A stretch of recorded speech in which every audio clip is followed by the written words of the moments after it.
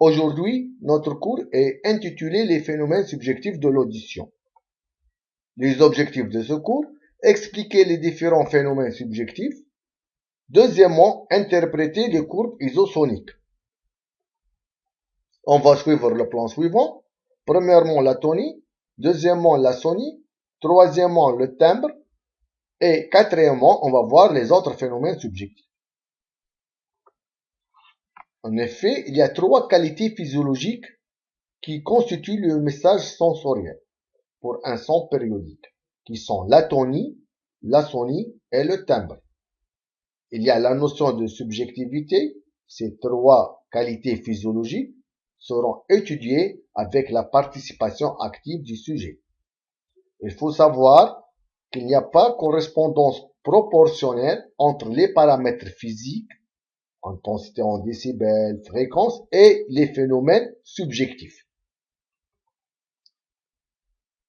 Par définition, donc on va voir maintenant la première qualité physiologique. Donc la définition de la tonie, c'est la qualité physiologique qui fait dire si un son est grave ou bien aigu. La tonie est liée essentiellement à la fréquence. En effet, plus la fréquence est élevée, plus le son paraît aigu. Oh. Plus la fréquence est faible, plus le son paraît grave, bas. Le domaine des fréquences audibles est compris entre 16 Hz et 20 kHz. La loi de Weber, donc je vais considérer une fréquence F qui donne une sensation de hauteur H. Et je vais considérer delta F qui est le seuil différentiel de fréquence, c'est-à-dire la plus faible différence de fréquence entre deux sons différents pour avoir une sensation différente. Et je vais définir le rapport delta F sur F qui est le seuil différentiel relatif de fréquence. Ce seuil différentiel de fréquence égale une constante dans un large domaine de variation de F. Entre 500 Hz et 8000 Hz, delta F sur F est de l'ordre de 2 à 3 pour 1000. Pour certains patients, ce rapport diminue jusqu'à 1 pour 1000. Ce sont des sujets très entraînés tels que les accordeurs de piano. La loi de Weber-Fechner, donc la différence de hauteur lui correspond un rapport de fréquence. Donc je vais considérer un son de fréquence F1 qui donne une sensation de hauteur H1 et un son de fréquence F2 qui donne une sensation de hauteur H2. Donc la différence de hauteur H1 moins H2 égale une constante alpha qui est l'inverse de log népérien de 2 multiplié par log népérien rapport des fréquences. Cette différence de hauteur est exprimée en octaves et cette différence de hauteur est appelée un intervalle. Quels sont les autres phénomènes qui vont intervenir dans la sensation de tonie? En effet, la sensation de hauteur ne dépend pas uniquement de la fréquence. Exemple, le phénomène du burle-temps, si on fait entendre successivement deux sons purs de même fréquence, mais d'intensité différente. Dans ce cas, le son qui est plus fort paraît plus grave. L'autre phénomène, c'est le phénomène du clic. En effet, si la durée d'un son est très courte, inférieure à 25 millisecondes, dans ce cas, le patient ne perçoit pas une hauteur. Donc, il va percevoir uniquement un clic, pas de sensation de hauteur. L'autre qualité physiologique, donc, il y a la sonie. La sonie, par définition, c'est la qualité physiologique, sensation, qui fait dire si le son est fort ou bien faible. Elle dépend essentiellement de l'intensité. acoustique en décibels et secondairement, elle dépend de la fréquence. Elle est exprimée par une unité physiologique qui est le phone. Bien entendu, le phone, elle est déterminé avec la participation active du sujet. Le phone est étalonné sur l'échelle des décibels par rapport à un son de 1000 Hz. Si je prends un son de fréquence 1000 Hz et d'intensité 1 décibel, dans ce cas, la sonnerie est de n phone. Et je prends n'importe quelle fréquence qui a un niveau de sonnerie de n phone. Dans ce cas, elle va avoir la même sonnerie qu'un son de fréquence 1000 Hz et d'intensité 1 décibel. La notion du seuil absolu, c'est l'intensité au-dessous duquel il n'y a pas sensation. Quelle que soit la fréquence, le seuil absolu de perception correspond à 0 phone. Vous avez ici donc différentes fréquences et pour chaque fréquence, le seuil absolu en décibels. 20, 10, 5, 0, ainsi de suite, moins 3, moins 5, 15, suivant la fréquence. Et l'ensemble de ces sons, tous donnent une sensation de 0 phone. Donc, c'est le seuil absolu. Vous remarquez, donc, entre 2000 et 4000, c'est la zone de fréquence où l'oreille est la plus sensible. On peut donc écouter des intensités en décibels inférieures à 0. Maintenant, la notion des courbes isosoniques, il s'agit d'un ensemble de points qui donnent la même sensation de sonnerie.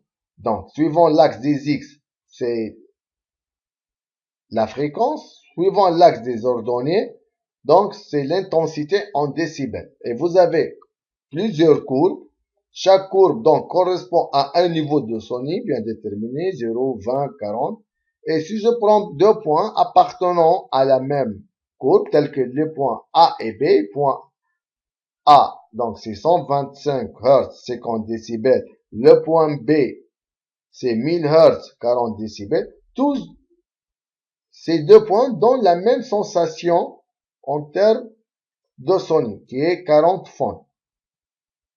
Donc, la courbe la plus basse ici, 0 phone, elle correspond au seuil absolu. La courbe la plus haute ici, c'est 120 phone, correspond au seuil de la douleur. Donc, c'est-à-dire la sensation est douloureuse. Maintenant, on va voir l'autre qualité physiologique qui est le timbre. Par définition, le timbre, c'est la qualité physiologique qui permet de distinguer deux sons qui ont la même tonie et la même sonnerie. C'est-à-dire deux sons qui sont émis par deux instruments de musique différents. Exemple, le do joué par un violon ou bien par une flûte. Donc, le timbre va être lié au spectre de fréquence du son, c'est-à-dire la richesse en harmonique. Donc, la fréquence fondamentale est la même pour l'ensemble des instruments, mais c'est la richesse en harmonique qui va faire la différence entre les différents instruments de musique. Maintenant, on va voir les autres phénomènes subjectifs. Donc, il y a les sons dits subjectifs.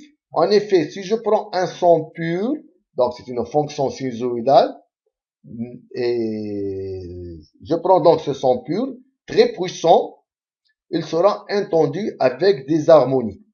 C'est-à-dire, il va être perçu comme étant un son complexe, pas un son pur. Tout simplement parce que il y aura des phénomènes de distorsion non linéaires au niveau de l'oreille interne, au niveau de la cochlée. Maintenant, la superposition de deux sons. Si je prends deux sons de même intensité et de fréquence voisine, F1 et F2, on va écouter dans ce cas un son de fréquence F qui est égal à la moyenne des deux fréquences, F1 plus F2 sur 2, et qui sera modulé en amplitude à la fréquence F1 moins F2. Donc, qu'est-ce que ça veut dire moduler en amplitude? C'est-à-dire l'amplitude maximale n'est pas égale une valeur constante, mais tout simplement, l'amplitude maximale, c'est la courbe ici en rouge, comme vous le voyez, c'est une fonction sinusoïdale et qui s'annule à la fréquence F1 moins F2. Maintenant, on va voir l'effet de masque. Dans ce cas, le seuil absolu d'un son est augmenté par l'audition simultanée en même temps d'un autre son, qui est plus intense et qu'on appelle le son masquant. Le son est d'autant plus masquant que sa fréquence est inférieure à celle du son masqué. L'autre phénomène, c'est la fatigue auditive. Dans ce cas, le seuil absolu d'audibilité augmente après l'audition d'un son intense. Donc, c'est pas d'une façon simultanée, mais c'est après. Il augmente, donc, la notion de fatigue augmente avec la durée et l'intensité du son fatigant. En plus, cette fatigue auditive est d'autant plus marquée pour les sons ayant une fréquence plus aiguë que le son fatigant. Maintenant, un dernier mot concernant l'audition binaurale, l'audition avec les deux oreilles. La première remarque, il y a abaissement du seuil luminaire. En effet, le seuil en audition binaurale, comparativement au seuil de la meilleure oreille, il est toujours inférieur. La différence entre le seuil binaural et le seuil par monaural, la différence, elle est à peu près égale 3 décibels. C'est comme s'il y a une sommation au niveau cérébral des puissances appliquées à chaque oreille. Donc, si vous sommez par exemple 0 décibel plus 0 décibel, ça va être égal 3. Et grâce à l'audition binaurale, donc, on peut orienter l'origine d'une source sonore. Donc, on peut savoir la direction, d'où vient le son. Il y a deux facteurs. Il y a différence de phase. En effet, le son met beaucoup plus de temps pour atteindre l'oreille la plus éloignée. Donc, si l'oreille provient du côté droit, l'oreille gauche va percevoir le son après un retard. L'autre phénomène qui permet l'orientation auditive, c'est la différence d'intensité. Si le son donc provient du côté droit, bien entendu, il sera plus intense du côté droit. On passe aux évaluations. On considère les courbes suivantes. 101, La d'un diapason. 102, La d'une flûte. Et 103, La d'un saxophone. Les courbes ont des formes différentes. Cette différence caractérise-t-elle la hauteur, la sonie, le timbre, la richesse en harmonique, l'impédance acoustique? Donc, la différence entre les différents instruments, c'est tout simplement c'est la qualité physiologique, le timbre, qui est lié à la richesse en harmonique. Donc, la même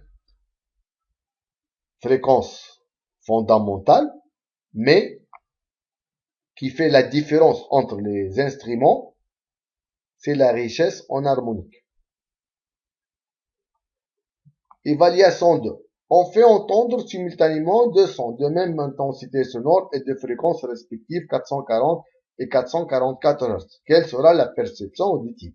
Donc, on va entendre un son dont la fréquence égale la fréquence moyenne des deux sons et qui sera modulé en amplitude à la fréquence F1 moins F2. Donc, la fréquence moyenne du son, c'est 442. Il est modulé en amplitude à la fréquence 4 Hz. Évaluation 3. Précisez pour un son de 70 décibels et de fréquence 1000 Hz la sonie. Donc, la sonie va être 70 phon. L'intensité en watts mètre moins 2. Donc, on sait l'intensité en décibels, c'est 10 log décimale W1 sur W0. Avec W0, c'est 10 puissance moins 12 watts mètre moins 2. C'est la puissance acoustique surfacique d'un son de référence. Donc, W1 va être égal à 10 puissance moins 5 watts mètre moins 2. Évaluation 4. Le seuil différentiel relatif pour la fréquence 200 Hz est de 1%. Quelles sont les fréquences qui sont juste différentes de 200 Hz qui donnent une sensation de diatonie différente? On a le seuil différentiel relatif 1%, delta F sur F, donc c'est 0,01. Donc delta F va être égal à 2 Hz. Donc il suffit de changer, soustraire ou bien additionner 200 à 200 2 Hz, on va avoir une sensation différente. Donc, les fréquences qui sont juste audibles sont F1 198 Hz et F2 égale 202 Hz. Merci pour votre